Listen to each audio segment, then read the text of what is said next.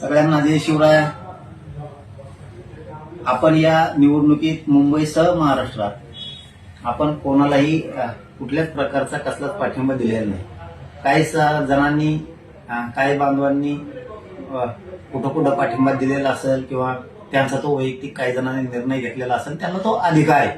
त्यांचा अधिकार आपण हिसकून नाही घेऊ शकत. परंतु मी स्वतः कोणालाही कुठला पक्ष नाही, महाविकास आघाडी नाही किंवा महायुती नाही, आपण कोणालाही पाठिंबा कसल्याच प्रकारचा दिलेला नाही. कोणाचे काही पत्रक प्रसिद्ध झाले असतील पाठिंब्याचे किंवा अनेक काही मुंबईमध्ये काही प्रकार झाले असतील, परंतु माझा कोणालाही अक्षरशः खरं सांगतो कसं कुठलाही पाठिंबा नाही.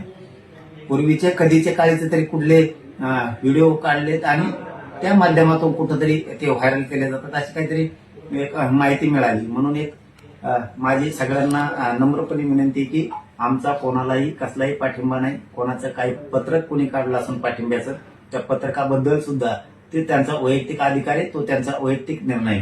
माझा म्हणून मी कोणालाही पाठिंबा दिलेला नाही, हे सगळ्यांनी बांधवांनी सगळ्यांनी समजून घ्यावं. ना महायुती ना महाविकास आघाडी. ते मुंबई असेल, मुंबई सुद्धा महायुतीलाही नाही आणि महाविकास आघाडीला पण नाही, आणि उर्वरित महाराष्ट्रात सुद्धा ना महायुतीला आहे ना महाविकास आघाडीला आहे. कोणालाही माझा कसलाही पाठिंबा नाही, याची सगळ्यांनी नोंद घ्यावी. चळवळीत असणाऱ्या पोरांना मात्र सगळ्यांनी लक्ष ठेवलं पाहिजे. आणि मराठा समाजाला विरोध करणारे, मराठा समाजाच्या आरक्षणाला विरोध करणारे, ते जर कुठं कुणी उभे असतील तर त्यांना मात्र मराठा समाजाने कधीही सहकार्य करू नये.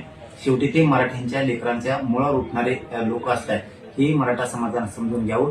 पुन्हा पुन्हा एकदा तेच सांगतो की पूर्वीच्या कधीच्या क्लिप बाहेर काढून ते आता व्हायरल करून पाठिंबा असं जर कोणी म्हणत असेल तर ते चुकीचं आहे. मी मुंबईसह महाराष्ट्रात कुठंही ना महायुतीला ना महाविकास आघाडीला कुठेही मी पाठिंबा दिलेला नाही. कोणाचं पत्रक जरी असलं पाठिंब्याचं तरी त्या पत्रकाशी माझा काही संबंध नाही. धन्यवाद.